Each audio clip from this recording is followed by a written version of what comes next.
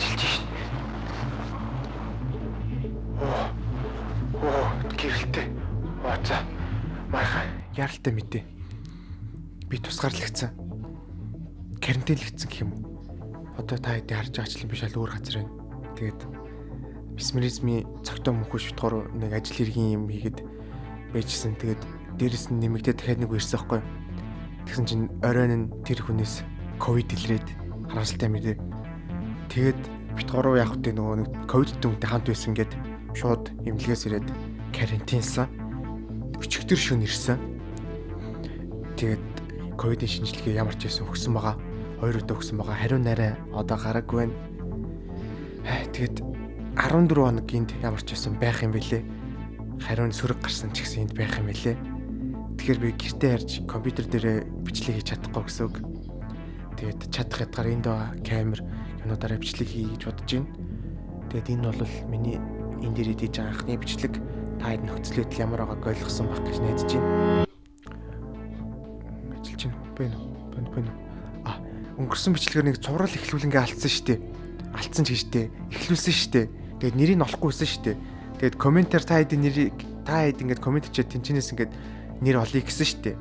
Тэгсэн чинь комментиг уншсан ч яг үндэ яг гоё тийм коммент олдоогүй. Уучлаарай. Тэгээд би өөрөө нэр өгөхөөр шийдсэн. Тэгээд тэр юу вэ гэхээр надад нэг асуулт байна гэдэг цуврал нэртэй тийм цуврал болгоё гэж бодлоо. Тэгээд дахиад ойлгоогүй хүмүүст би тайлбарлая. Би одоо нэг бичлэгийнхаа төгсгөлд нэг асуулт тавина. Тэнгүү та хэд комментэн дээр хариулна.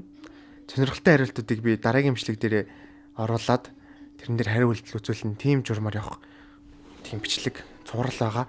Тэгээд одоо тэр цувралыг маань надад нэг асуулт байна л гэж нэрлэе та. Тэгээд дараагийн асуултаа би одоо энэ бичлэг дээр асуучих хүү инхаа гарч ийн. Тэгээд байж ч явах уу? Инхаа ягаад амар чанга дуурайд байна. Тэгээд надад нэг асуулт байна. Та хэдээс нэг асуулт асууя. Та хэд яг коммент хэсэг дээр хариулна. Гэхдээ хариулахдаа яг энэ доор гарч байгаа хаштагийг бичээрэй заяа. Тэгэхгүй бол ялгахдахгүй байгаа. Хоцтой гарч байна. Өөр газар бичлэг хийх ч бас эвгүй мэнэ. Тэгээд одоо надад нэг асуулт байна. Цагаан сар болж байгаатай холбогдуулаад нэг тийм цагаан сарын холбогдолтой асуулт асууя гэж бодлоо. Гэхдээ цагаан сарыг тэмдэглэхгүй л дээ. Зүгээр нэг уур амьсгал ядаж оруулъя гэж бодсон юм. Таны цагаан сараар авч исэн хамгийн сонин бэлэг юу байсан бэ? Ийм асуулт байна.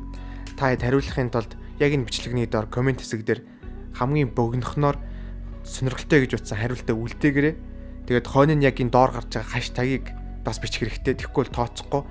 За тэгээд би дараа нэг өдөр та хэдийн комментиг уншаад тэгээд бичлэг хийн. Тий.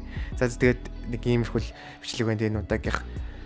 Тэгээд 14 хоногийн жинсэл бичлэг хийх юмдээ өөр одоо ямар бичлэг хийх мэдгүй байна. За тиймэрхүү байна. Тэгж дараа та хэдэд өрөөгөө танилцууллаа заяа. Нэх гоё биш ээ. Тэгтээ яг гоё тэгээд нэг гавья байгуулсан шүү. Тагуусаа яаж гоё газар орох вэ те. Тэг муугаач бас биш л те. За баяртай.